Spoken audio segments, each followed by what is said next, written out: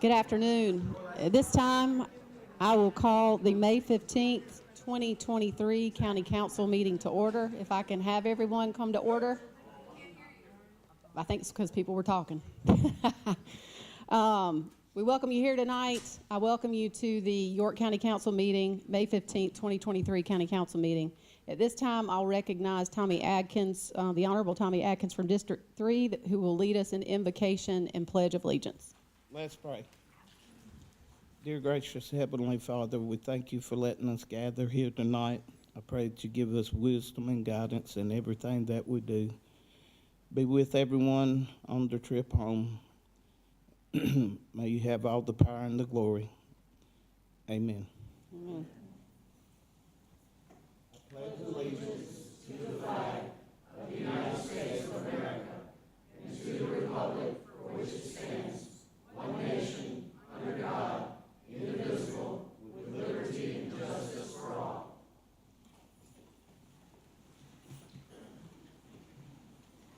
We do not have any oath of office tonight. We do have an appearance that's on our agenda. We have an annual presentation from Keep York County Beautiful, if they are here and ready to proceed. Yes, indeed.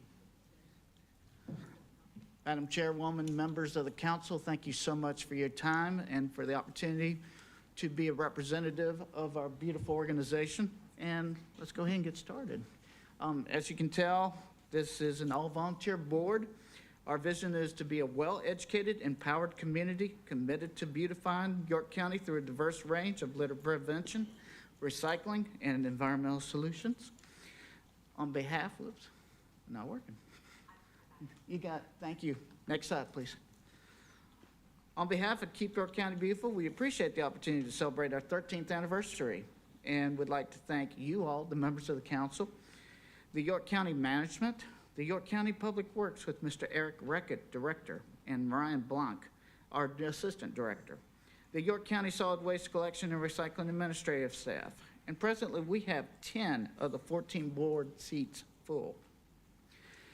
Keep York County Beautiful is not funded through the county budget, but rather our operating budget is funded through grants from outside entities. The last fiscal year, we secured about $10,000. In addition, board volunteers worked 475 hours, valued at over $15,000. The grants that Keep York County Beautiful has earned to date is more than $190,000. In the previous year, KYCB received the Keep York County Beautiful President's Circle Recognition Award, and along with the Keep South Carolina Beautiful Association Recognition Award as well. KYCB conducts the Keep Your America Beautiful Litter Index annually, and the tool is used to visually assess the amount of litter present in our community. The scale is ranged from 1 to 4, with 1 being minimal and 4 being extremely littered. Every 5 years, we will begin a fresh set of roads to examine, and this year we will be doing that in June. Last year, we had a score of 1.36. The Keep York County Beautiful Board is not only a planning board, but we're also a hands-on working board who honestly love where we live. York County residents are encouraged to volunteer with us. The KYCB projects focused are waste reduction and recycling, litter prevention, beautification, and outreach education. The Waste Reduction and Recycling Committee promotes recycling and waste reduction by promoting the new Recycled Right York County mobile app and the on-the-go recycling container loan program.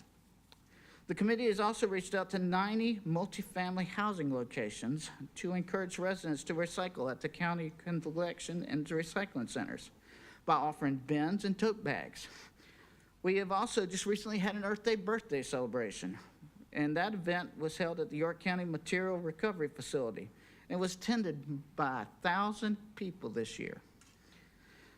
Our Litter Prevention and Beautification Committee had projects and programs such as the Polar Bear Litter Pickup Partnership with Rock Hill Clean and Green, whereas participants received free cleanup supplies and each group could choose to receive 5 reusable travel mugs or 5 long sleeve t-shirts.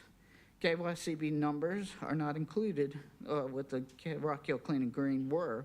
We had 63 cleanups with 698 volunteers, 10,202 pounds of trash, which equates to 5.10 tons of litter picked up in that occasion.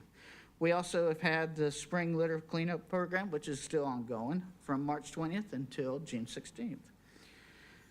KYCB has offered free cleanup supplies, bag collections, and 5 short sleeve t-shirts. In addition to the seasonal programs, there are 11 volunteer litter commitment programs for individuals, groups, and churches and businesses such as Adopt a County Road, the Litter Challenge, and Adopt Your Spot. It's your business. This committee is in the process of reviewing applications for a mini grant program. We've received grant funding to assist community organizations in funding projects that promote beautifications in areas such as right-of-ways, medians, building exteriors, parks or other natural areas in order to improve the York County environment. And there's some beautiful photos of those grant, if you will, the grant, those are for, I'm doing good today. Those recipients of the mini grants. We also have an outreach and education committee, which we have programs such as Dr. T and Less Litter. Presentations typically held assembly style were offered via YouTube this year in the format of a movie and a quiz. KYCB has received applications so far. We can provide 4 $500 high school scholarships for York County high school seniors.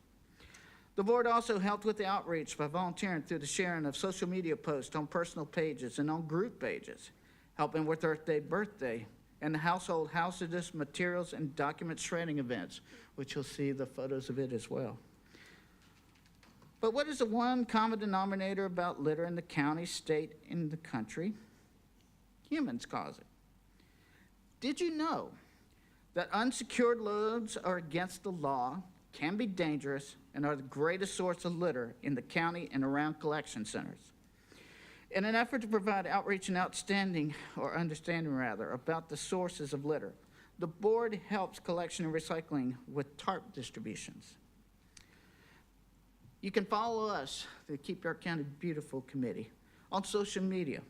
You can download the Recycle Right York County app. Follow us on Instagram, Twitter, Facebook, and YouTube.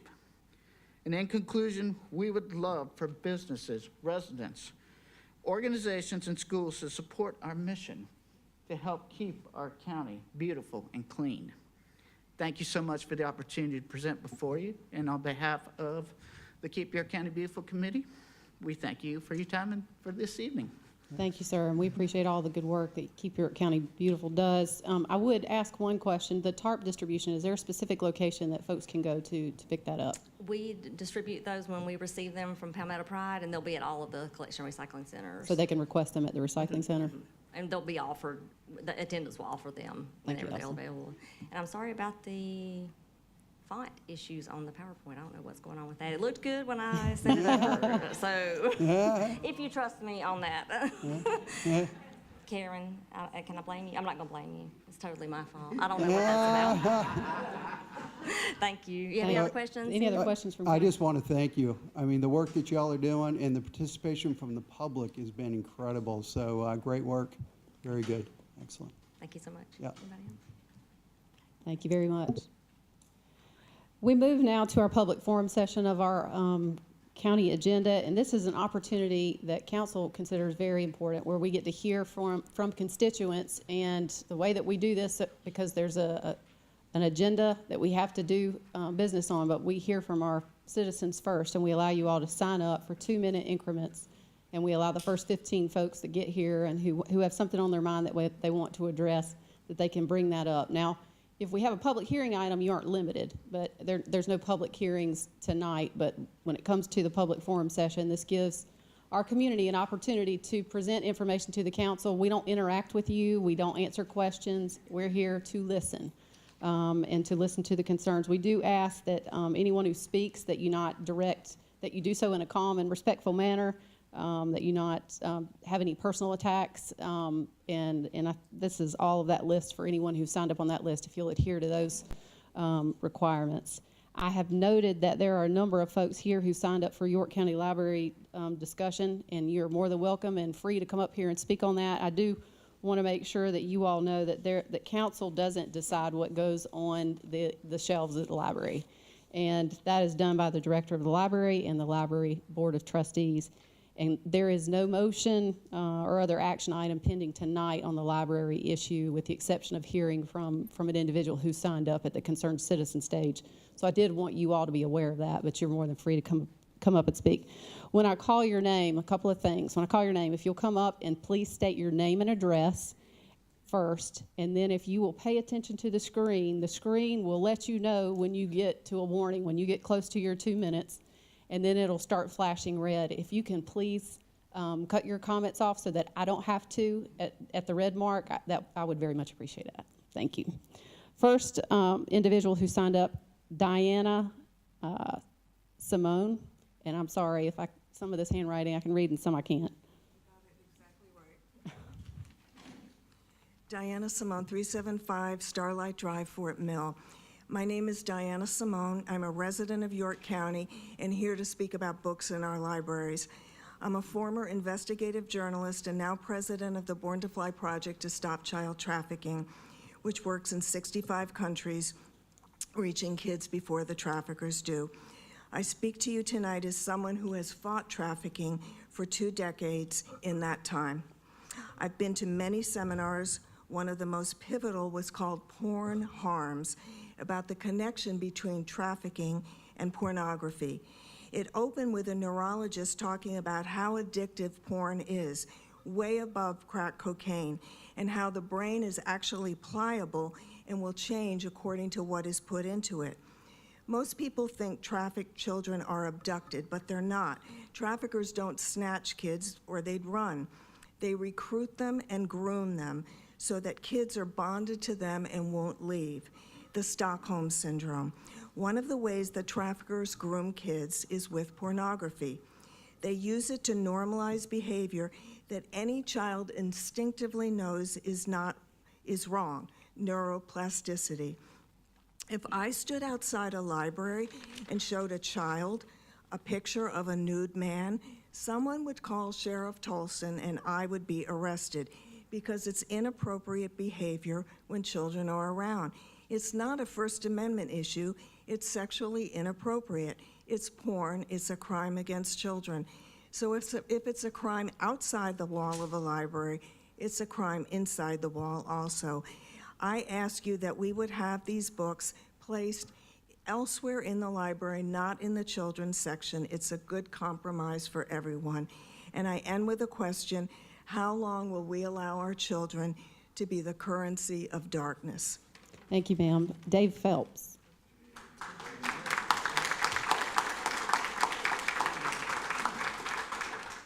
If we could, and it's one of those jobs that as chair I hate doing, but if we could keep the applause, if we could refrain from doing that so we can move forward with the agenda. Okay. Thank you, sir. Okay, I'm Dave Phelps, and I live at 8020 Huber Lane, Fort Mill, South Carolina. I have empathy for people who feel trapped in a body of the wrong gender. And I've personally known two professional men who I re-identified as women. They were respected work colleagues who had sired children. I can't imagine what they were wrestling with. It's clear that transgenderism has become much more prominent in our society today. It is being actively promoted rather than being sensitively recognized. It has become a movement.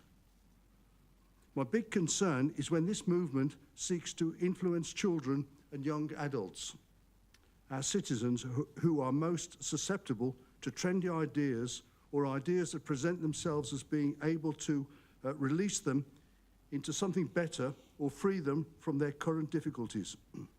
It is for this reason that I'm totally opposed to putting transgender material, or indeed any sexually deviant material, in the children, young adult section of our public libraries. This should be a matter of common sense, but sadly, common sense seems to be an outdated concept. It's clear to me from what I read, hear, and observe that there are several agendas behind this drive to push transgenderism on our children and young people, and none of them are good.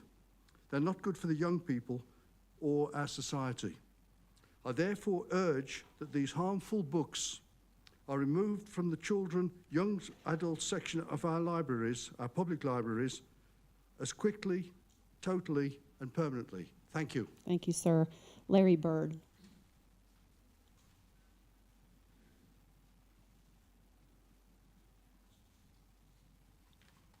Yes, good evening. I'm Larry Byrd, 375 Starlight Drive, Fort Mill. Thank you very much for allowing me to speak tonight.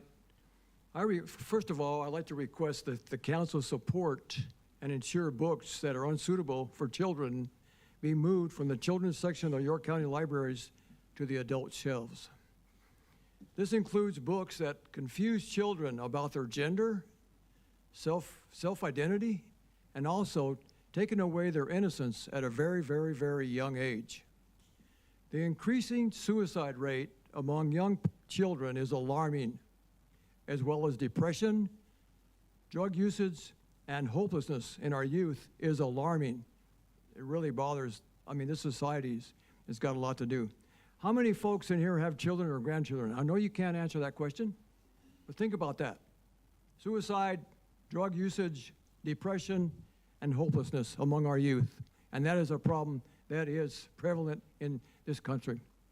Again, I ask you as a council to use your key elected positions of authority to protect our children by requiring the public libraries in York County move the inappropriate books for children from the children's section to the adult section so that parents can give these books to their children if they choose to do so. Thank you very much. Thank you, sir. Valerie Koski.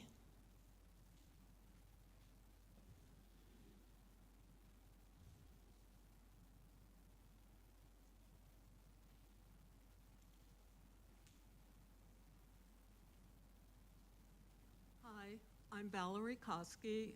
I live at 524 Fair Oaks Drive in Fort Mill, District 66. And I have one question for all of y'all, for us as a community. Are we willing to risk that these words are not true? Jesus said it would be better for anyone to have a large millstone hung around their necks and to be thrown into the depths of the sea than to hurt one of these little ones.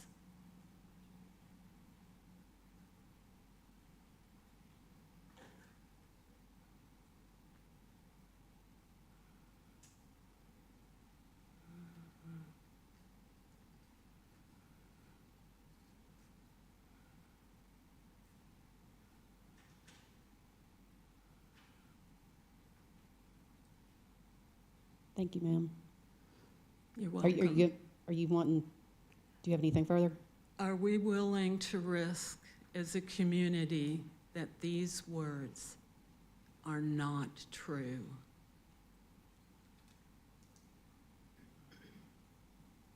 Thank you, ma'am. You're welcome. Tarly Middleton.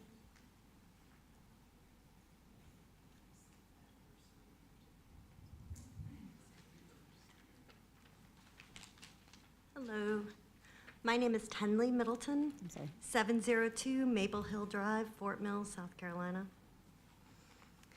Good evening, my name is Tenley Middleton. I received my Master's of Library and Information Science from the University of South Carolina in 2008. I am a member of the American Library Association and the American Association of School Librarians. I am a board member of the South Carolina Association of School Librarians. I am a school librarian in and a resident of York County. As librarians, we strive to have spaces and collections that are inclusive of everyone. Our collections reflect and celebrate the diversity of the human experience. Choosing to remove, segregate, or restrict access to books that accurately reflect that experience does library patrons a disservice. They deserve access to reading materials that are high quality, age relevant, and engaging. Additionally, reading helps people develop empathy. Library collections need to provide every opportunity to grow lifelong learners. Librarians have specialized degrees to select books to do just that. We all want York County residents to be informed citizens, and books are an important part of that goal. Thank you for your time. Thank you, ma'am. Michael Shanowski.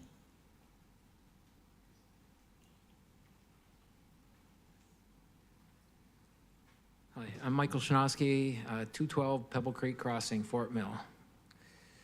My wife and I are grandparents of two young boys, two adorable young boys, ages 7 and 4. We've got pictures of them hanging on our refrigerator door, and some of the things that they're doing at their age. Catching snowflakes on their tongues, chasing bubbles from a bubble machine, kicking soccer balls, playing baseball, and just having innocent fun. They love to read and have books read to them. However, those books should also be innocent for their young minds. Books that spark their imagination are good, provided they are age appropriate.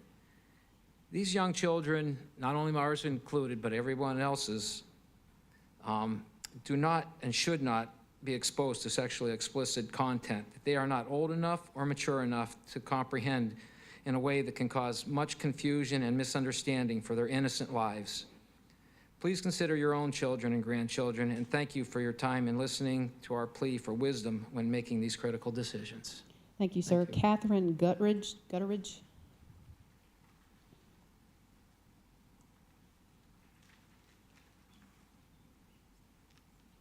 Hi, I'm Catherine Gutteridge. I live at 2164 Hanging Rock Road, Fort Mill, South Carolina. I'm a resident of Fort Mill, a parent to a 7th and 4th grader, and I am here today to speak against the proposal to move certain children's books from the children's section, where they belong, to the adult section of our public libraries. As someone who values free speech, this proposal represents a dangerous and misguided attempt at censorship. As responsible adults and community leaders, we have a duty to promote intellectual freedom and encourage the free exchange of ideas. We must not let our personal beliefs or biases interfere and influence what materials are available to the whole public. Our library should be a place where people of all ages can come to learn, explore, and discover new ideas without fear of censorship. Our libraries already have policies in place that inform parents on how to use the library with their children. The library card policy states, "It is the right and responsibility of the parent or legal guardian signing for the juvenile's library card to determine what is appropriate for their child to check out. It does not state that a parent can decide what is freely available for other people's children." There seems to be a misuse or misconception on what is considered sexually explicit. Just because a book contains LGBTQ+ characters or relationships, it does not make it sexually explicit.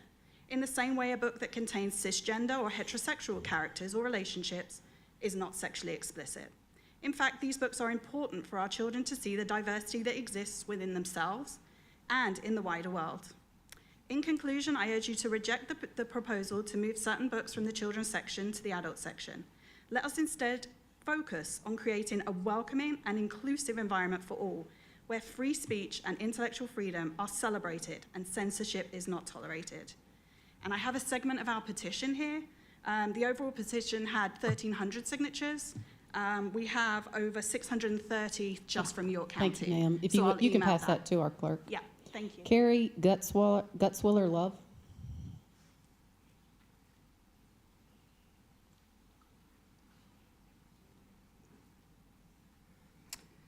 Hello, my name is Carrie Gutzwiller Love. I am a mother of 2 and a business owner at 584 Cranbourne Chase in Fort Mill, South Carolina. I am speaking on behalf of resident Lacey Lane, who is unable to attend tonight due to illness. These are her words. I am a mother of 2 and an elementary school counselor of 14 years residing in Fort Mill, South Carolina. I am here tonight to ask that you allow our professional librarians to be able to make decisions about what books to include on the shelves of our public libraries in the locations that they deem most appropriate based on their expertise and without interference from county council members. As a parent and an educator, I value and appreciate the important role that libraries play in supporting education and literacy for all children and families that take advantage of their amazing services. Our public libraries should be stocked with inclusive offerings that provide the opportunity to introduce children, teens, and adults to a wide range of diverse stories that reflect different perspectives and experiences, both theirs and others. I feel strongly that any attempt to remove, relocate, require a special label, or in any way impede access to any book in our York County libraries will further marginalize the children, teens, and adults who are members of the LGBTQ+ community here in York County. Such attempts would send a dangerous message that certain ideas and identities are not welcome in our public spaces. Books containing information about gender and sexuality are not a specific genre or an agenda of any kind. Rather, these concepts are simply part of everyday life for all of us. Please do not be persuaded by Councilmember Tom Audette and the loud minority of community members who make ignorant demands based on their personal beliefs and opinions. If they do not want their children to read certain books, it is their parental responsibility to help their children and teens select books that align to their personal ideology. It's not their right to remove books from the shelves that my children can easily access. Thank you, ma'am. Thank you for your time. I will say, calling out individuals, please refrain from doing that since we don't give the opportunity for folks to speak out against that. Denise Bach. Denise Bach, 254 Hammond Road, Fort Mill. I've got two quick issues. The first one's on the sexually explicit books in the library. I'm for the First Amendment, but I'm in protecting speech, but I'm also for protecting our children from inappropriate materials. There's got to be a place for public decency in protecting our children in the libraries. We're not asking for book burning, but just putting inappropriate books in the adult section. If parents want that kind of material for the children, they can check the book out for their children and bring it home. We need to be able to let children browse the children's section without having inappropriate materials put in their path, contrary to what parents want for their children. My other issue is the solar panel plant that the community development is trying to shove down our throats in Fort Mill. And I just wanted to remind you that we have not forgotten that issue. I know you've had emails come your way, and when I see it on the agenda, there will be a tsunami of signatures on petitions. So I wanted you to be aware and ask you to please vote no on that. We don't want it fouling up our traffic, using 1.25 million gallons of our water resources in a day, which who gets the water when there's a drought? And we don't want potentially dangerous chemicals in our environment, especially next to potential school sites. So just wanted to remind you, I would really appreciate you voting no, and you will be hearing from me once this comes up on the agenda. Thank you. Thank you, ma'am. Lori Moore.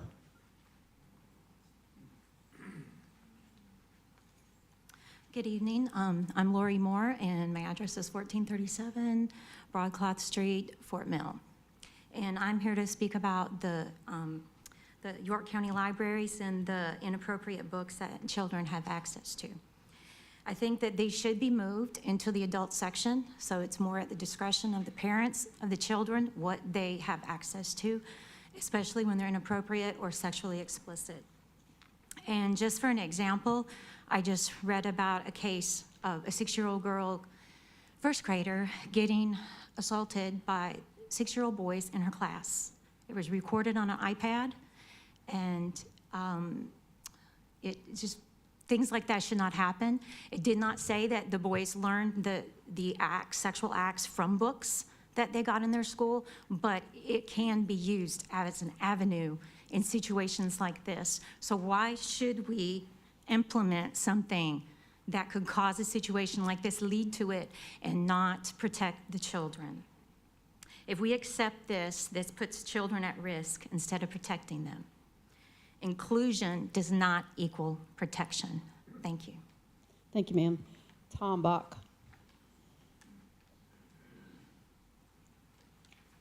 Good evening. Tom Bach, 254 Hammond Road in Fort Mill. I echo everybody that said about the sexually explicit material being moved to grown parents and grown adults.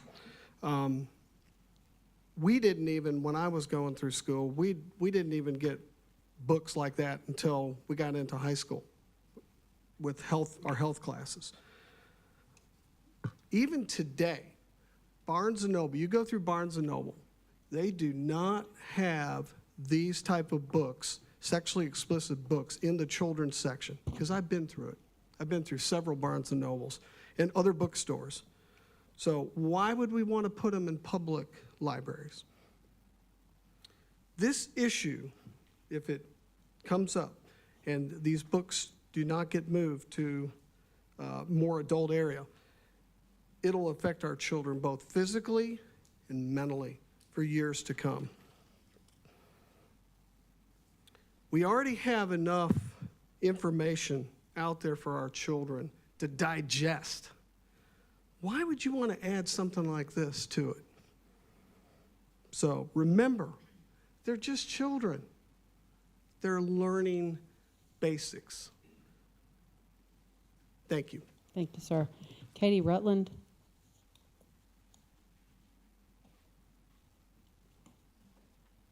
Good evening. My name is Katie Rutland, and I live at 12,005 Forest Home Drive. I'm a wife. I'm a mother of 3 boys. I am a Christian. I've been a member of this community for more than 20 years. My professional background is in journalism, and one of my favorite newsroom sayings has always been trust but verify. So after I listened to some disturbing comments about objectionable books in the children's section a few weeks ago, I did what any reasonable person would do, and I went to go check it out for myself. I went to the Fort Mill branch of the county library, and there I found a book that was discussed in detail at the previous council meeting called Pink, Blue, and You on the shelf. And I really want to tell you guys, this book helped me guide my children on a really meaningful two-way conversation about gender identity, about how to respectfully engage with and befriend members of the transgender community. And I'm so grateful for the easy access of the book and the opportunity to launch what I know will be an ongoing topic of conversation in my home. On this library shelf with Pink, Blue, and You was a beautiful collection of children's literature to help them understand really big ideas. There were books about being an anti-racist. There were books about the civil rights movement, about democracy, about strong Muslim women. It occurred to me that nearly this entire section of books has been seen as a dangerous topic at some point in history because they bring attention to marginalized groups and ideas both past and present. Segregating books about gender identity will create an unnecessary and inequitable barrier to access for citizens in this county.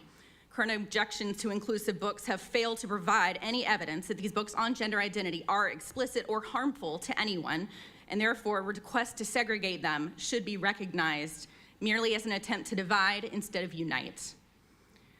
One of the books that was requested be added as a foil to some of these gender identity books is called She is She, which includes an illustration of a person holding a picket sign with the phrase #EndAbortion on it. And it's curious to me that books about gender identity are seen as not okay, but abortion is. Thank you, ma'am. Thanks so much. Frank Hubany. Frank Hubany, 411 Tayberry Lane, Fort Mill. Well, in the Fort Mill Library, I noticed a sign warning adults who entered the children's section that the library wanted to promote a safe place for children. However, I also heard that the library provides for these same children access to sexually inappropriate material in that same supposedly safe area. I am here to request that all such material be relocated to the adult section. Children should not have access to such material without parental guidance. Thank you. Thank you, sir. Sylvie Carey.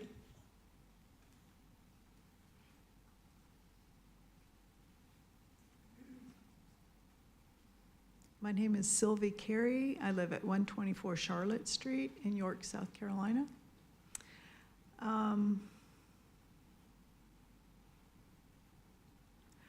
I just feel like when I grew up, I was confused about a lot of things in the 60s and 70s, and it was through books and TV and movies, and I had a lot of confusion. I'm 64 now, but this has been going on for a long time, and I wish that I had not been exposed to that.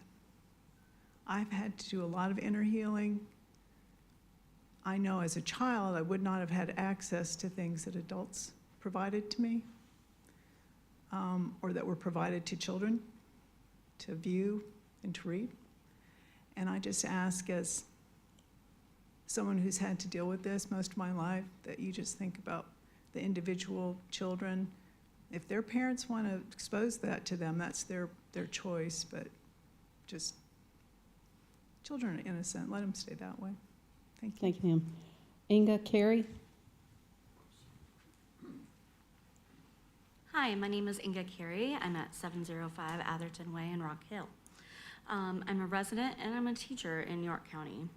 I wanted to speak regarding the potential censorship of our York County libraries, and I strongly oppose any such measures.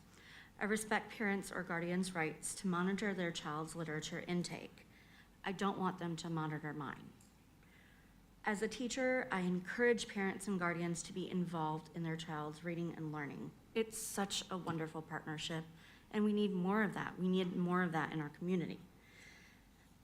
Students need us to work together, but that can't happen if groups start to limit our literature options.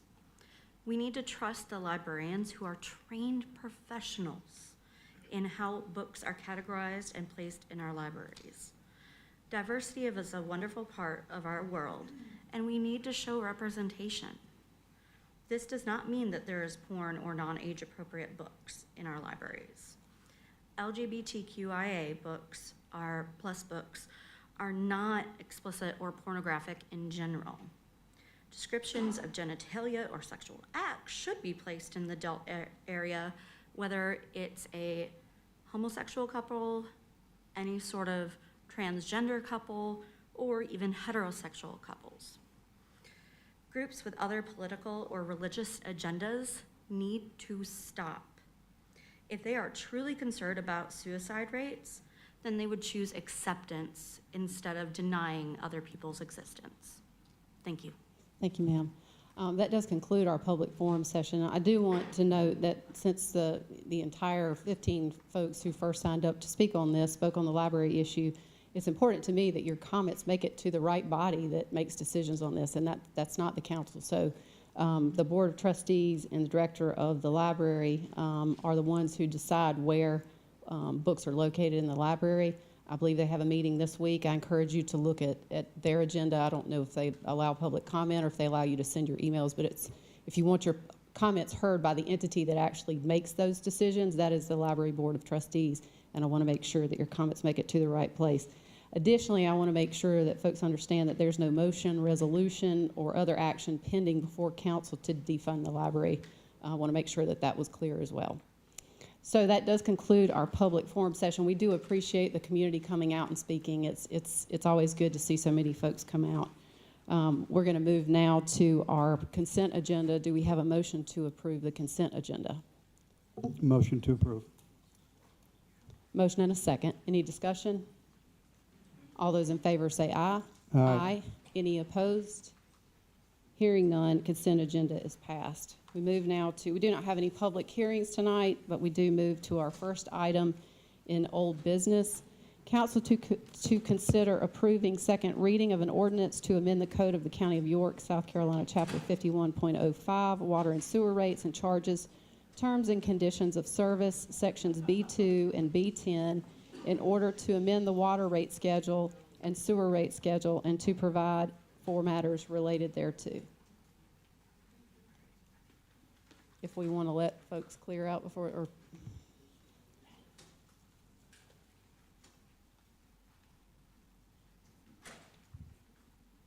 do we have a motion?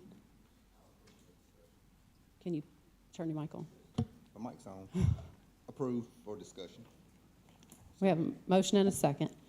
We are now in discussion, Mr. Roddy. I wanted to bring this to everyone's attention that these rate increases that we're seeing is not originating with York County. These are being brought to us, or I should say forced on us by the city of Rock Hill, who we purchase water from and serve as a pass-through to those we serve throughout the county area. So I didn't want people to see that York County's increasing water sewer rates.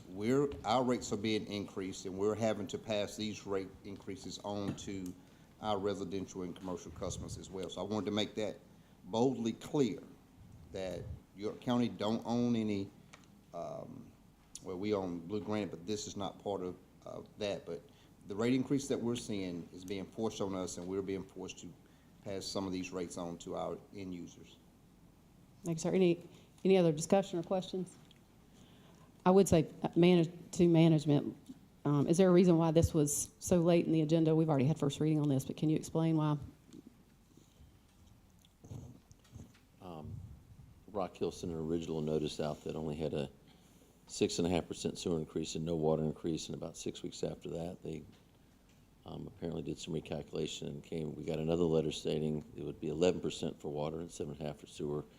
So we were a little behind on getting this on the agenda, but it will be in effect in time for the next fiscal year. Any other questions? All those in favor say aye. Aye. Any opposed?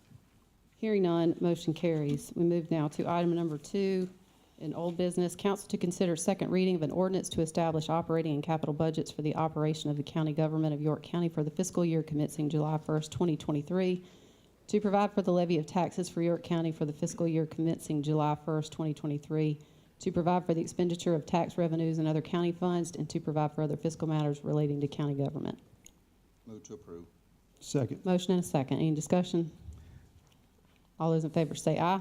Aye. Any opposed? Hearing none, motion carries. I will say the public hearing is set for May 30th for any individuals who wish to come out and listen or speak or provide information to the county and the council regarding that. We move now to new business. Item number 1, council discussion regarding modifying the zoning code to increase the maximum building height in the general commercial district to 60 feet. And this was a discussion item that was requested originally back on April 17th by Councilman Huckabee, and so we put it on for discussion. If you'd like to start off with the discussion. Sure. Thank you. Sure. So it appears in the past, and I don't have the exact details, but previous council voted to approve a 60-foot allowance for industrial properties, but we didn't include other properties. So hotels, as an example, in the municipal areas, for instance, Rock Hill and Fort Mill, they have a 60-foot maximum height for hotels or motels. And what I've learned is that some hotels like Hilton or Marriott and others may have height requirements so they can get the amount of rooms they need so they can potentially make the profit they need to earn off of those rooms. And if they get less, then they can't build.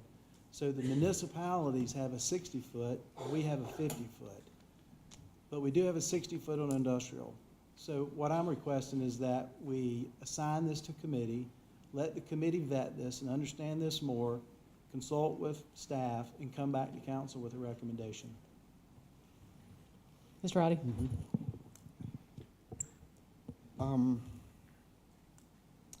If we know that commercial is 60, hotels are 50, we don't have to really send this to committee.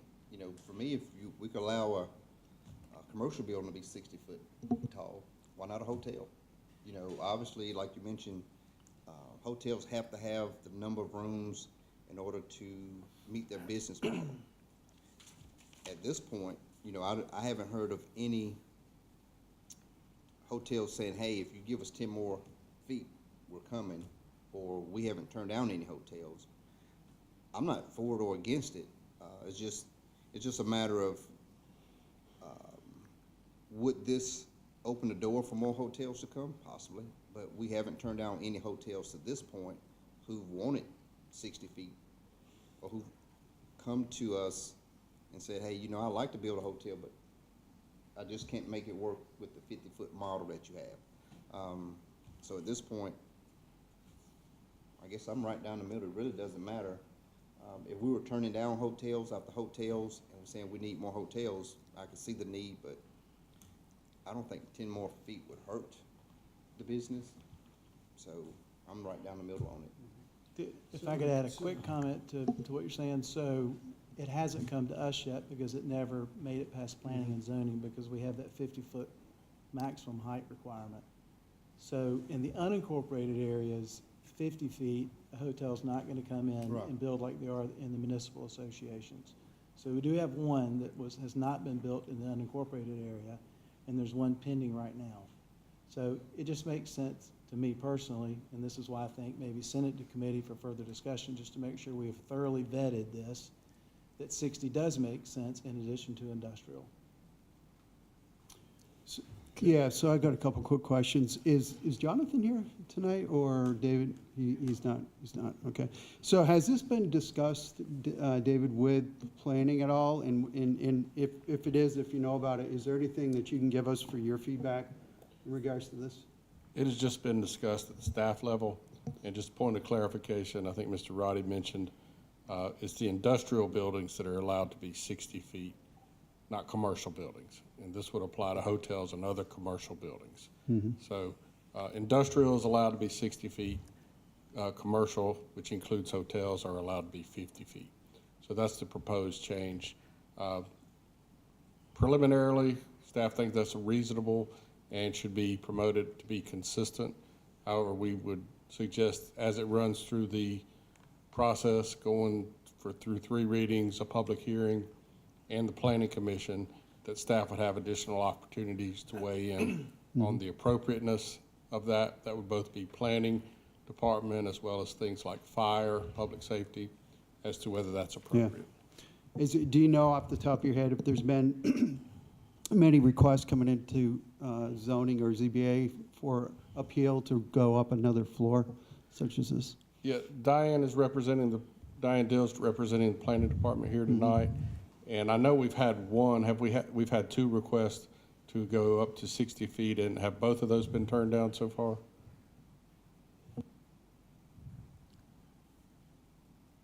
If I may, we've had one actually come in right now for going to 60 feet. We have had 2 variances in the past that wanted to go above that 50-foot mark. So we have had requests for that to go higher. They went to the ZBA for variances for those 2. What is the distinction there? Why make the distinction between industrial? I mean, if there's a fire issue at 60 feet, it's going to apply to industrial or to this. It seems to me that you would want to, Yeah, it used to be 50 if that hasn't been feet for fully vetted by everything. staff before we passed the first one, which is 60 feet, then I guess I want to make sure I understand staff's position on this. Currently with Recode, it made industrial go to 60 feet. Everything else before that was 50 feet. And so we kept the commercial at 50 feet at that time. We just pushed up the industrial one. We've had people requesting that, concerns for that. We went to 60 feet for industrial. Just never did it for commercial. And so we're being asked to do it now, or to consider it. Okay. So by the sounds of it, we've had 1 or 2 that have come in the past, based on what you're saying. It doesn't sound like we've got a real track record of a lot of people asking for it, but, okay. That's correct. All right, thank you. How many hotels have asked for it? Have we had any hotels? We've had 2 that have had, for the 60 foot, just the one. Just one, okay. Just a comment from Ms. Cloninger? District 7 and up around the Carowinds area. We do have still a lot of concern with the quantity of hotels we have in the area up there and the amount of crime. This is coming from Tolson, Sheriff Tolson, not myself. So I would have concerns adding more rooms, a hotel that would add more rooms and add more problems to our situation at the border. So, yeah, I mean, it come to committee, you mean planning and zoning? Yeah, I mean, Planning and zoning? this is a discussion. This is not, a motion or anything as that, but I think it is helpful for me as chair, especially when there's things that are not unanimous, for me to know, is there support for council to take a look at this? And I think a referral to the Planning and Zoning Committee would be the option here. I'm concerned that if there's 60 feet of industrial and we haven't fully vetted if the fire can accommodate that. Now, I've done some independent research to see if the ladders can reach that, but that's not me, that's not staff. If staff thinks it needs to be looked at, then I think the whole thing needs to be looked at. But I guess I need to get some feedback from referring it to a committee. It would be Ms. Cloninger's committee.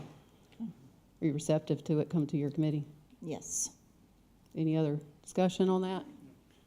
The thought just came to my mind, if we went up to 60 feet on one and didn't consider 60 feet on the other, the same research probably could be used for, why did we go up 60 feet here and not 60 feet on the other one?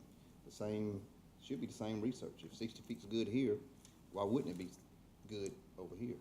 The only thing that comes to mind is that with a hotel, you have people spending the night versus any other facility, whether it's industrial, commercial, other, everything except the hotel. You don't have people spending the night 6 floors up. You know, that could be the only difference with the hotel versus a traditional commercial or industrial building. And I think a 60-foot allows for a 5-foot, not a, I mean, it's 5 floor, not a 6 floor. Okay. Yeah. And that's the issue with some hotel chains. They won't come in unless they can put 5 floors in, so they can make the money that they're trying to make. You know,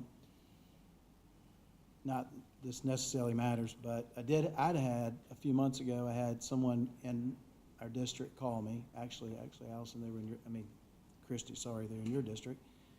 And a 100-bed hotel pays $250,000 in property taxes in York County. A lot of money. So 4 stories versus 5 is a big difference to them when they're looking just to carry the note of paying property taxes.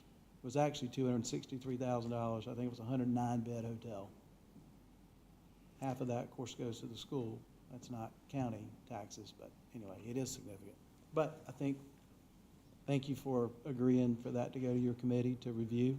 I think that's important to vet anything, because we can't think of everything that we need to consider as we sit here tonight. So thank you. Hearing no objections from any council members for this to at least go to committee, typically that would have been done before, but I think there was some questions about it. We'll refer that to planning and zoning, the entire kit and caboodle, and let you guys take a look at it. And I do think it's critically important that we reach out to the fire departments and find out the concerns there directly to them when you do that. All right. We move now to item number 2 under new business, council discussion regarding remote attendance to council meetings, workshops, and committee meetings. This is another item that was requested back on April 17th to be considered. I think that there was some question about whether there's council support to entertain that. So I'll let you start off, Mr. Huckabee, since you're the one who initiated that. Thank you. Appreciate you putting it on the agenda tonight. So I want to read something first, and then I'll get to the ask, because the ask is really to assign this to committee as well, so committee can discuss it and vet it and think of things we're not going to even think about tonight. But, all right, I'm paraphrasing a quote from a former mayor, Gary McCaleb from Abilene, Texas. He said, "Whenever and wherever people gather to live and work, they experience tension between self-interest and the common good, between personal gain and mutual benefit. Shifting attention away from our self-interest and including others is essential to true community building." He emphasizes that the one common thread of a growing community is where the thoughts and ideas come from different people of varying ages, different cultures, and people with different life experiences. Otherwise, we are caught up in believing our ideas or the ideas of a few hand-selected people are broadly represented when in fact they are narrowly focused. Perhaps we as leaders should broaden our view, our stretch, our reach, and our influence by asking others to participate in sharing their input on impactful initiatives. So this issue that I'm about to bring up, I think, is an example of the last issue I brought up, the 50 versus 60. So I don't even know if this is appropriate, but I'm just curious, of the 6 of us on council, have all 6 of us been on a virtual call before? Reluctantly. Reluctantly. I'm curious, have y'all been on at least 25 virtual calls before? Has anybody been on at least 25? No? So, yeah, I mean, I think maybe the most appropriate way for, I Right. don't want this to get ahead of us, and we still have a good bit of agenda. Let's see, I'm getting let each ready. council member have a comment. All right, I'm getting ready to close out since Yeah. I brought it to the table. So my ask is this. I'm asking that we consider to allow council members to attend a certain number of meetings virtually a year, not as an alternative to attending a meeting, but they cannot make a meeting, but they're passionate about attending a meeting virtually when they can't be here in person. So I'm asking for that to go to a committee to be discussed. Same thing for committee meetings and workshop meetings. I, for one, got elected to be present, and I'm willing to be present virtually if that I'm out of town the 23rd, I'm gonna miss a workshop, and I hate that. I missed a meeting because I was in Florida last week on business. It couldn't change. But if I had the option to attend and participate virtually for a set number of meetings a year, I would love that opportunity, not only for me, but everybody else on council. So, go ahead. Mr. Roddy? I have a difference in opinion on this part. You know, I've been here for a long time, and obviously Zoom and some of these other methods have been around. You know, the ones I make, the ones I miss, whether it's work, whether it's anniversaries or family situations. You know, if it's not to say that it's not that important to scrap whatever else you're doing, but over the time I've been here, you come to realize that you're not going to make every single meeting. Yes, we were elected to be here, to be the voice for our district. The only time that I think it was totally acceptable and we still had some pushback from doing Zoom is when we had the Panther deal. That was the right thing to do, but it was the wrong thing to do because we caught so much flack, so much hell from doing that. And the pressure came in when we were participating in Zoom. The public has to be allowed to participate by Zoom. That creates a whole different bad precedent because now we can be seen as not allowing certain people to speak. You know, imagine if this meeting tonight was on Zoom, you would have people lined up from here and everywhere wanting to make a comment on that hot topic we just had. You know, I think it just presents a problem. If we can participate by Zoom, we also have to have an avenue for the public to participate by Zoom. And I think that presents a whole different challenge for us and it was a logistical nightmare just to do it for those 1 or 2 meetings that we had on Zoom. So listen in on Zoom, maybe participate by Zoom, vote by Zoom. I don't want to have to deal with that part. So I wouldn't be in favor of a council meeting being done by Zoom. If someone wanted to listen in on a workshop that we're having as a non-participant, just to kind of hear the conversation in the room versus going back listening to the tape later. But I think we open ourselves up for a tremendous, something that we don't want to have to deal with if we allow us to participate in the public. Because we can't have one without the other. I don't think we can say council members can participate, but we won't have a Zoom avenue for people to call in or to be present. Otherwise, I like seeing faces in the chamber. I like sitting up here. That's part of what this is all about, being present. And sometimes people can hide behind a Zoom meeting but here, your comments are public, your face is public. You wear your good comments, you wear your bad comments. And I think this is the arena for us to be as much as possible. You know, no one intends to miss a meeting, but it's gonna happen. It won't be the end of the world. I think I've already missed 1 or 2 meetings this year. It's just the nature of the beast, and I can't see opening us up to people suing for anything nowadays. As soon as we have a meeting, someone feels like they weren't able to participate, we got a lawsuit because their First Amendment wasn't protected to speak at a meeting or something. So I would like to stay away from opening us up to Zoom meetings. Unless we get hit with a pandemic again and we have no choice but to stay at home. Yeah. So just a real quick comment in regards to this. You know, there's county council meetings it's critical to me, and I think it's critical to all of us, that we have an opportunity to people to come in the room that we're in person. And we get a chance to meet in person. And that means a lot. I think it means a lot to our community, means a lot to the discussion of things. And in that face-to-face communication, I think is very powerful and very important, you know, as a council member and as a public, that we're all together in one room.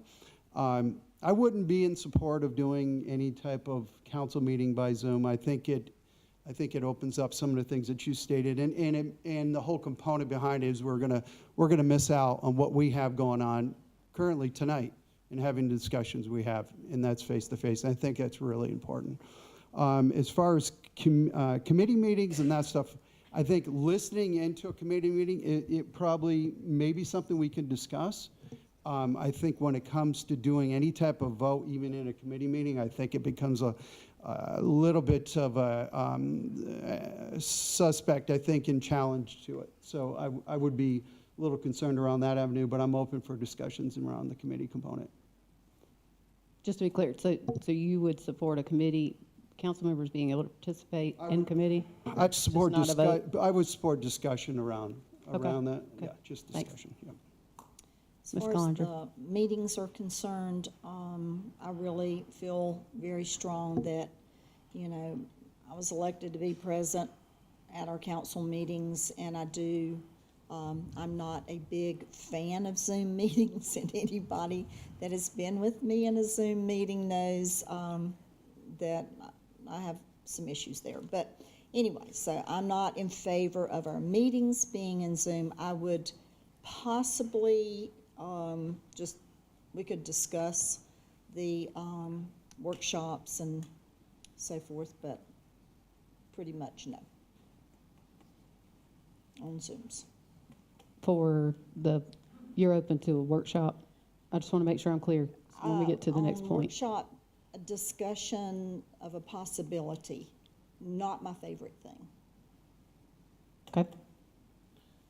Yeah, I kind of got the same sentiments as Tom, but I would like to ask Kevin and them, how much would that add as far as technical to pulling that off? I would say it could be done. It's in the doable but difficult is how I'd categorize it. And I think to Bump's point, the participation from the public is going to be the most challenging to be able to offer the same ability for them to participate as they can here in the council chambers.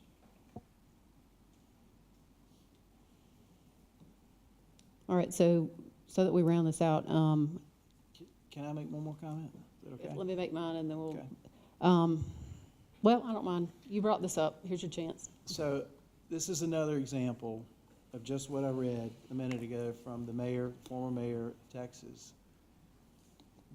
If we went around a room and asked everybody their opinion on this, we're going to get a different perspective from everybody. And when it came back around, we would probably all feel a little differently about our opinion, or at least we'd have some basis to believe or not believe or support or not support something. That's why I'm saying send it to committee and let it be vetted, and all three could be vetted differently. You know, the council meeting, the workshop, and the committee could be vetted differently. I use virtual every day. I'm on probably 25 virtual meetings a week. And some of what your concerns are, it's very easy to overcome. Technology has come a long way in the last 3 years.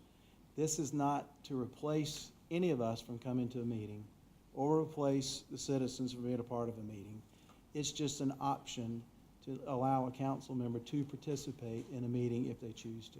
Obviously, if they're going to avoid it, they're going to be here. I'm going to be here. I'd rather be here present than virtual, but it clearly can be done. Thank you. So I think the discussion is good. I think it's good to have these discussions. Council meetings are different. Council is where you take a vote. So workshops and committees, anything that happens there, it has to come back to council. So I view those as more of due diligence. But with council meetings, there's no surprise when those are set. And those are the first and third Monday of each month, unless it's a holiday and then it rolls over to the next day. So there's no surprise with that. I think I would echo the rest of the council members. And it seems to me, and one of the items when your chair trying to figure out whether to refer something to a committee, if there's not a majority of council that wants to take a look at it, then there's no point in referring it to a committee. Y'all have to tell me if I'm wrong here, but what I'm hearing from council is a clear majority that does not have any interest in council meetings being, regardless of even I had a different opinion, the majority of council is not interested in having the council meetings open for Zoom meeting. And I think I would echo that. If I've heard that wrong, I'd ask that you speak up right now. I do think the constituency expects you to be here in person, transparent, and accessible to the meetings. I think remote Zoom meetings can be difficult with technology failures, especially if you're trying to figure out quorum and how to compromise that. It makes minutes difficult to take. We do have a mechanism in place that allows us to do emergencies. COVID is pretty much over, so that emergency is moved out of its way, but if we had to reinstitute it, we could. We also have a mechanism that allows council to suspend the rules in very rare cases of emergency. that requires a quorum being present to begin with, and a super majority of the council would have to vote to allow that to happen. So when it comes to the council meeting votes, it sounds to me like there's not the will of council to have that issue discussed any further. I am wondering about the committees, though. I want to make sure I'm clear on that. What I heard from council members is that maybe you would allow some discussion about having some participation in the meetings, but any votes as to recommendations. Again, with committee meetings and workshops, anything that goes through that still has to come to council for another meeting. So I don't view that as necessarily, if you have to be here in person for the council meeting, it can get addressed then, and you still have accountability to the public on that. I think that if anything, that could be brought back or referred. Does anybody hear anything different than I did? No. No. Okay. Then, you brought this up. Is that sufficient enough to consider a workshop? At least just take that consideration. So the next step would be, whose committee would that fall under? I've looked this up. I have to look all these rules up. In law school, the lawyers always said, read the rule. You got to go back and read the rule. As I look at the standing committees, it looks like Justice and Public Safety is the one that deals with council rules and regulations. That's your committee, Mr. Atkins. The only zooming I do is revving a tractor up. Now, I don't know that we need to do that. You can also just take it up but if there's going to be any discussion in the committee, that would be yours. We'll accept it. All right. Well, it's limited to the situation of workshops, non-voting. Can you participate? And that still has to go through the same process. It has to go through the committee, just like all of these. It has to come forward with before the council is some sort of ordinance change. Any other discussion on that? No. Thank you. We don't, not in No, no, discussion. It would be only to refer it to committee for consideration. And it's limited in its consideration. All right. We move now to item number 3 under new business. Council to approve acceptance of grant funding from the South Carolina Rural Infrastructure Authority in the amount of $10 million under the South Carolina Infrastructure Investment Program. Move to approve. Second. Motion and a second. Is there any discussion? So was this funding that we're receiving on this, Kevin? Was this funding that was allocated in 2022 that we're just receiving now in 2023, or how? We are receiving funds. This is the state distributing their ARPA funds that they had received. This was ARPA from Yes, here? Okay. Because it's mentioned in the fall of 2022, and then, so is this the estimated allocation based on what we had qualified for under this project from ARPA? Yes, sir. There was a application process. We submitted the application. We're fortunate enough to be awarded these funds, and I want to give a shout out and appreciation to our local delegation for helping to make sure we receive these funds. Yeah, I agree. I second that. Thank you, sir. All right. Any other discussion? All those in favor say aye. Aye. Any opposed? Hearing none, motion carries. We move now to item number 4, council to approve award regarding RFP 2844 for the replacement of York County's geographic information system consisting of York County parcels to Atlas Geographic Data, Inc. of Wilmington, North Carolina for a total cost not to exceed $475,500 as part of the coronavirus state and local fiscal recovery funds. Do we have a motion? Motion to approve. Second. Motion and a second. Any discussion? I know that any other discussion from anybody else? I know that I brought up a request of Chuck Horton to take a look at the iPhone capability of the access to the GIS information. I caught him as we walked into the building. He said he was going to take a look at that because I'm getting some feedback that it's not only me that's having trouble accessing it, especially on the phone when you're out with a constituent, to be able to pull up a parcel and be able to identify what jurisdiction, who's the political person, what's the road name. So I'm hoping that that's looked at. And these funds come out of the coronavirus fiscal recovery funds. Any other discussion? Hearing none, all those in favor say aye. Aye. Any opposed? Hearing none, motion carries. Move now to item number 5. Council to approve first reading by title only of an ordinance to amend the Code of County of York, South Carolina, disposal of waste at county landfill, Chapter 33, Sections 50.02 and 50.33B and E, in order to define primary residence, to provide for an increase in fees for the disposal of municipal solid waste, construction and demolition debris and land clearing debris at the county landfill, to remove fees for clean concrete, brick, block, and asphalt, to revise the fee exemption provision, and to provide for other matters related thereto. Move to approve. Second. Motion and a second. Mr. Roddy? People from the comedy, I apologize. So we're dropping the fee for clean bricks and concrete? Is that what we're doing? Management, if you want to speak up, my understanding is that this is the fees that are the municipal fees, and the actual contractor fees Yeah, are rising. Mr. Roddy, I'll try to answer the very high level. Mr. Moore, get more detail. We are taking up the fees to account for the expenses we've been incurring. We are still going to be the lowest in the area across the board on these.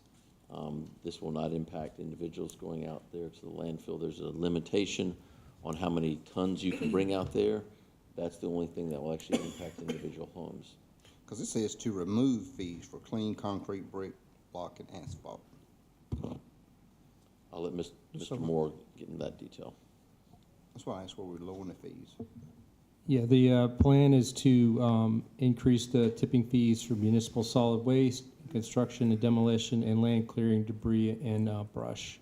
Those 3 categories of fees.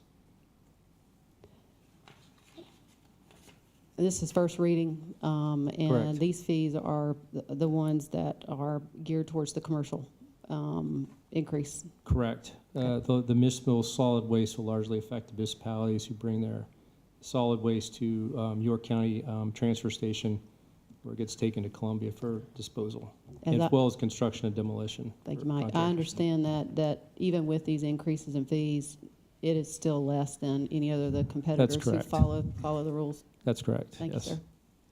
Is that measured on tonnage? I think it is, Wade. Yes, those tipping fees are based on weight. Yeah. And just for clarification, these are not the issues that were brought up to the Public Works Committee. Those are separate issues. separate being issues. handled totally separately, have different issues. As related to the convenience and recycling centers, those are separate issues. And we have a workshop coming up. We on do. that. We're working that schedule right now for you. All right. Any other discussion or questions from council? No. All those in favor say aye. Aye. Any opposed? Hearing none, motion carries. Committee and other reports. We do not have any other committee reports to provide. We move now to citizen concerns. Josh Malkin with ACLU to address council regarding books in the public library.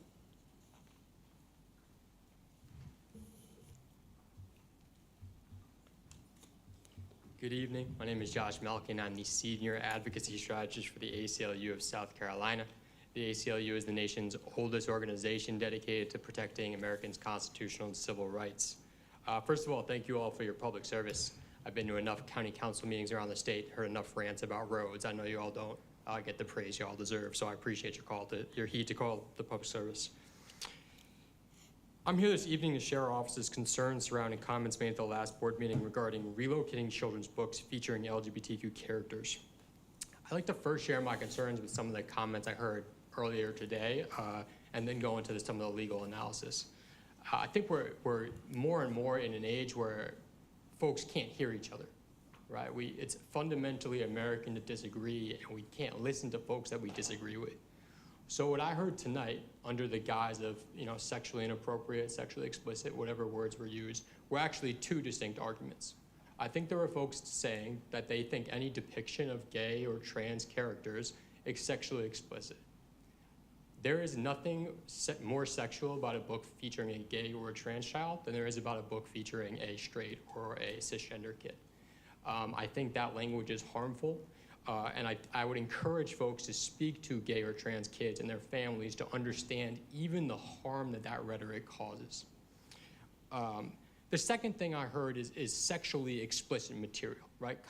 Books that actually contain sexual imagery, what have you. And it's a completely different argument politically. It's a completely different argument legally. But 2 points to make in the defense of having those books where they are on shelves. Just as parents are the experts when it comes to what their children can read, we need to trust and believe that our librarians are the experts when it comes to curating our libraries. As this rhetoric ramps up, librarians are tragically being subjected to more and more vicious attacks. So I'd hope that this council and the library board, which I'll also make sure I get my comments to, can really take heed of that and do what y'all can to respect and defend the safety of your librarians. The second point when it comes to actually sexually explicit content is I've been around the state hearing these same talking points, listening to the same animus. There are young women around the state who speak to how books provided a safe place for them after they survived sexual violence, right? That's often a time when young women don't feel comfortable speaking to other people, and they found that comfort, they found that solace, they navigate their grief and their trauma through a book. And again, this was said earlier, if you are a parent who perceives either type of book to be a threat, you have the opportunity always to opt your child out of that book, always. And now, if I will, I'll just go into sort of the legal analysis of restricting access of books that just feature queer characters.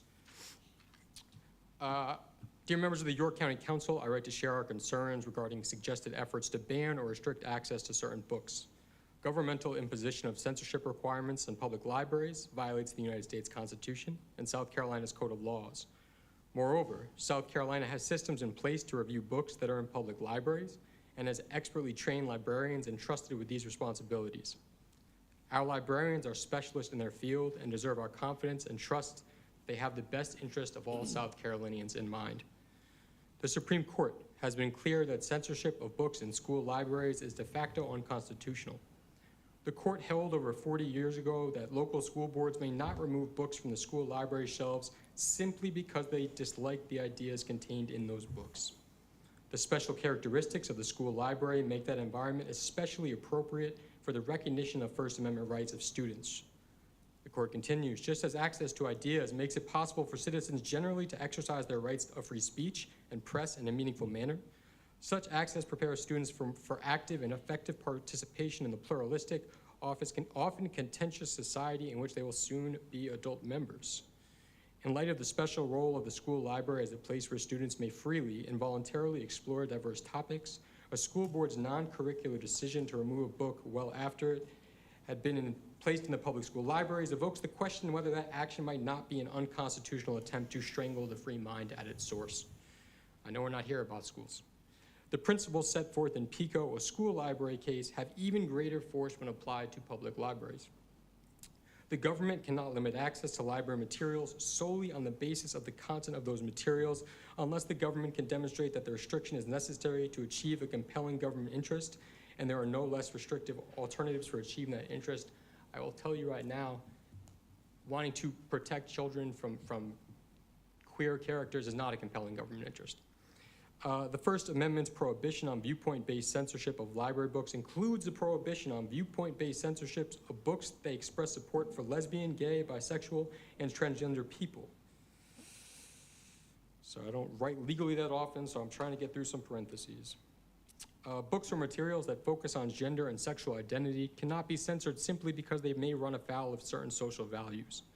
The Supreme Court has held that a school board violated the First Amendment when they intended by their removal decision to deny students access to ideas with which the board members disagreed, and this intent was the decisive factor in the school board's decision. Again, I'll remind you that a public library has a higher level of scrutiny than a school board. Further, the doctrine of unconstitutional conditions posits that if the government is prohibited from directly limiting the exercise of constitutional rights in a given situation, the government may not achieve the same result indirectly by offering benefits subject to the condition that the recipients waive their constitutional rights. That is, governments cannot circumvent constitutional violations by offering incentives or threatening financial penalties to institutions in order to achieve the desired result.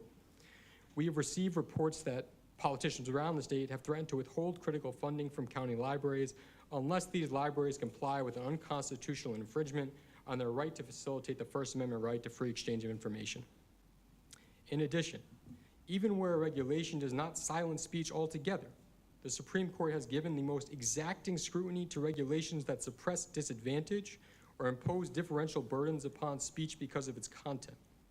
Therefore, requiring library goers to ask an employee or secure parental permission in order to access certain titles is an unconstitutional restriction on the freedom to access information.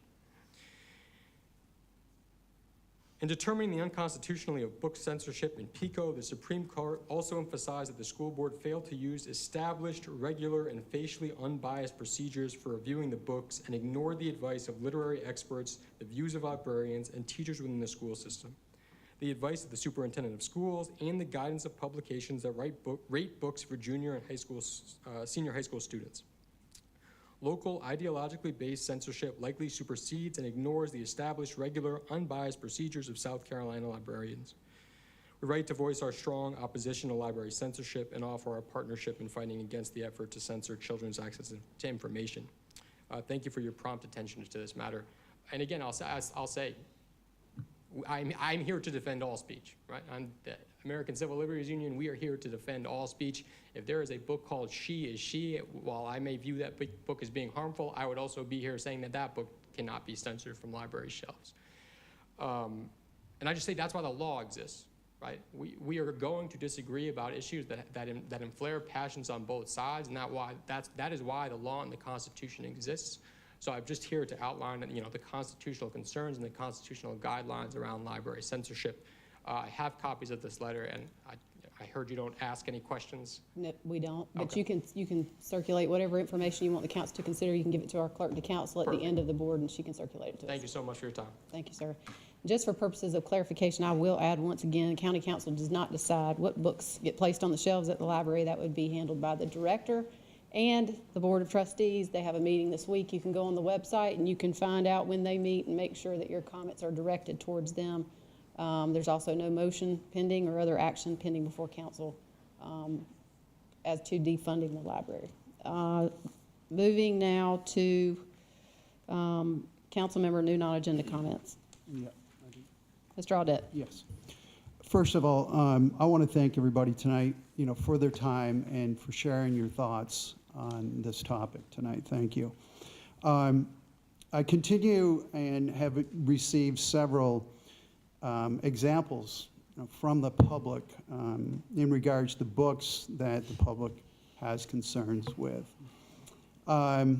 There's many examples, but there's a couple I do want to share with you tonight that the public has shared with me. So I'm going to start off with this first one here. This book is called Jack, Not Jackie. Okay, this was shared by the public with me in regards to their concerns. And what they had sent to me was online comments about the book, and I'm just going to read those online comments to you. Highly controversial subject, need to be taught by the parent first. May be confusing, it's a sexual topic, and it's an adult theme. All right. The next book. This book was also sent to me by the public, or shared with me by the public, and I want to go ahead and share with you some of the content inside the book here. And this book is called You Be You, The Guide to Gender, Sexuality, and Family. Okay, so what I'm going to do, I'm going to go ahead and start off on page 15. I don't know if y'all can see that. This book is for the age of 5 and up. On here is a naked picture drawing of a naked man fully exposed, a naked woman fully exposed. Okay, let me flip to the next page. All right, so we're on page 16. On this page, you've got a naked man, a drawing of a naked man, a drawing of a naked woman, and a young adult naked. Okay, again, this is a book that is noted for kids 5 and above. Okay. The next page. Partially naked man, partially naked woman drawing. Again, this is what the public has shared with me, and I'm just sharing it with y'all. Okay. All right. The next thing on page 22. Okay. From the book, It says a person's sex, what kind of body they have, doesn't decide their gender identity, how they see themselves. So whether you have a male body, a female body, or any intersex body, you might yourself be a boy or a girl or a different gender, like genderqueer, non-gender binary, and that's fine. Again, I'm putting this out on display. The public sent this to me, okay, and I'm just sharing it with you, okay? I do want to share a comment. I've shared last time I had spoke, I showed a comment from a parent that had sent an email to me. I want to share one other. I am a York County resident. Again, this email came to me. A mother of 5. My children and I frequent the Lake Wiley Library in the past, and we have encountered children's books that I believe are inappropriate for children. These books are not only cover diverse topics, but are sexualizing children. Again, comments shared to me by the public. In closing, the public has requested, okay? The public has requested that they have requested the York County Library to all gender books, gender identity books, such as these, which I've shared here, along with a whole list of other books they've listed it out on gender, what they consider gender identity books, to be moved to the adult section of the York County Library. That way, if a parent wants their children to read these books, then the parents will have the decision to do that, and that would end up being the parent's choice. Thank you for your time tonight. I appreciate your time. Thank you. Council member, non-agenda comments. Mr. Roddy. I just wanted to give a quick update on, I don't know if you all remember, a little over a year, maybe going on a year and a half ago, we had a lady come, her name was Kim Gaffney, did a presentation on a gentleman by the name of Willie Mason Chisholm. His grave was located on a piece of property in Rock Hill, and she did some research on him and found out that he played a significant role in the community of putting in water lines for the community, driving a bus for black kids to school. We are in the middle of recognizing his grave and his gravesite. I've been working with the Historical Society and the York County Museum and our historians we were approved for historical marker. And we're working with the city as well as the county to be able to place that marker as close to that gravesite as possible.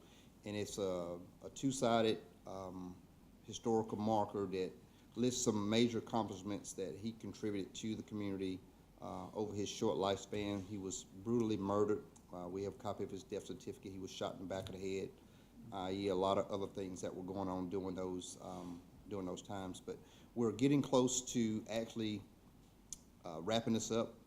We've hit a snag with the city as well as the county to give us a good location to be able to hang this historical marker. We're looking at probably hopefully September or October to be able to have a presentation, unveil it, but we're trying to work through some logistical things with the city of Rock Hill.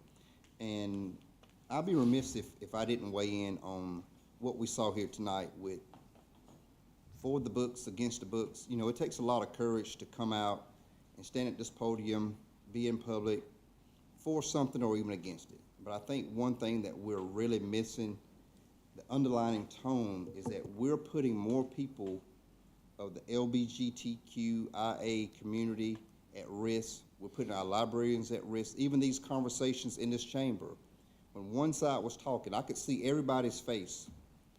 And if you were for something and the person was speaking against it, you had a look on your face. If you was against it and somebody was speaking for it, you had a look on your face.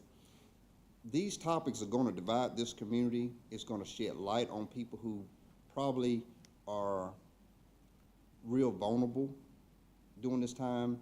And I just hate to see this kind of conversation being had in an arena that we can't do anything about. It's been noted that we don't get to decide where the books are. That's on the library director.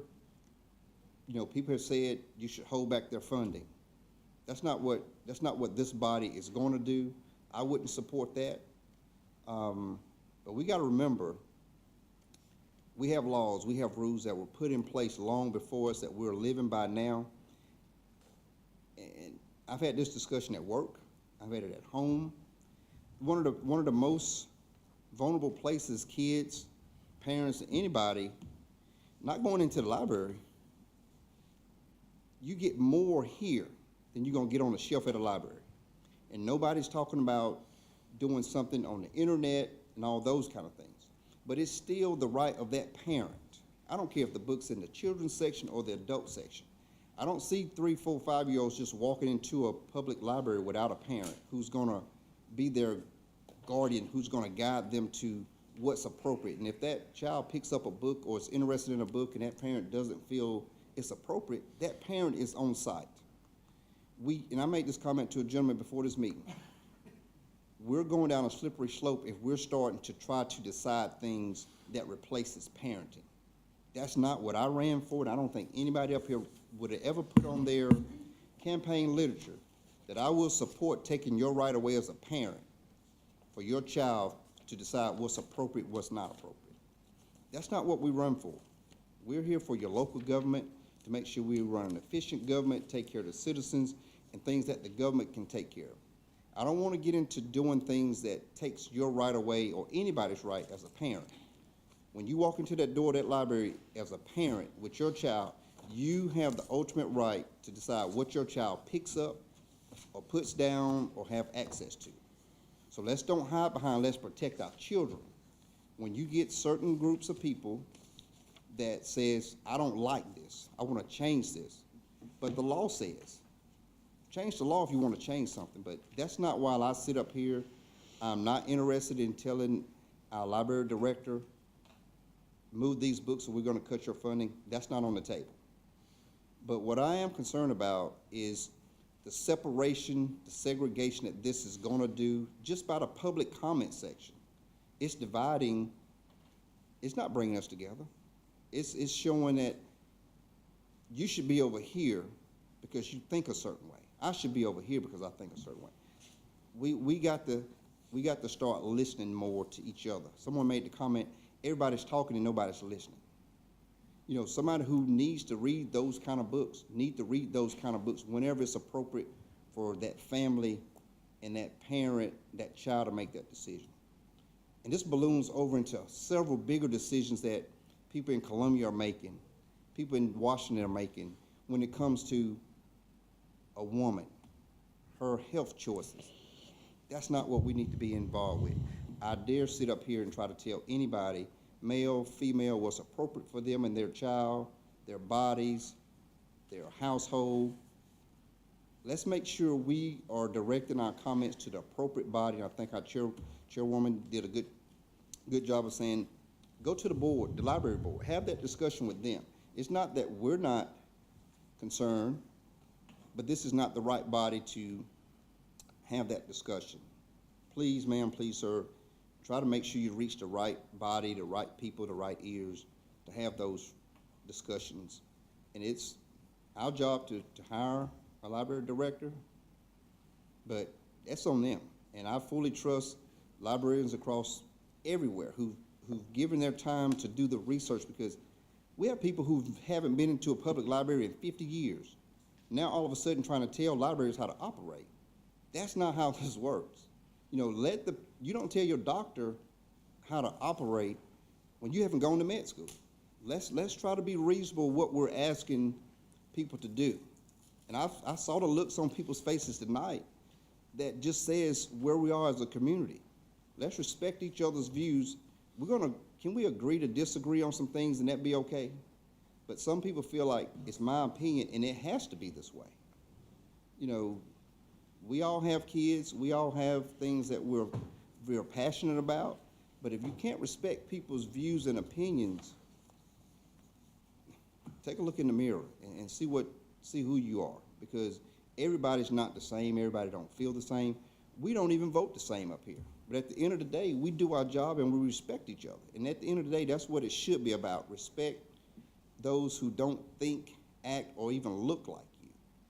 And that's my comment for today, and I hope my comments are well received, because we should be inclusive. We should be inclusive, but we have people who want to be divisive, who don't want everybody to live, laugh, and have happiness. That's what it's all about. And we try to provide that with the things that we're doing to bring to this community. Some people don't like what we're doing, but this is a public forum. We're your elected officials, and we're here to do a job that we're charged with doing, but I don't like it when things come to us that we can't do anything about. And we've had that happen time and time again. It's not that we don't care about those issues. It's just this body doesn't get to decide those issues. And that's my comment. Any other non-agenda comments, council? Anyone else? I want to thank the folks for showing up tonight. Thank you for speaking up. I actually thought that it was pretty good decorum. I just wish we were the right body for you to make those comments too. So, library board has a meeting Thursday, I believe. Send your comments to them. Make sure that you're heard on the issue. They don't have a meeting? I was told it was rescheduled. You can go on the York County Library website, and, I'm sorry, the 28th? June 8th. All right, there's a meeting June 8th. I know that this posted on the York County Library. All right, so I'm getting conflicting information. This is what I'll say to you. Go to the library board of trustees, be heard there. That's the appropriate venue for you to have those comments. If you go on the website, you can find that. Do we have a motion for executive session? Yes, contractual matter, no trespassing agreement with Fort Mill Police Department. Contractual matter, receipt of legal advice, Project Freedom, Project 1, and Project Freedom 2. Second. Motion and a second. Any discussion? All in favor say aye. Aye. Any opposed? Hearing none, we will start executive session in the back in 5 minutes. Thank you.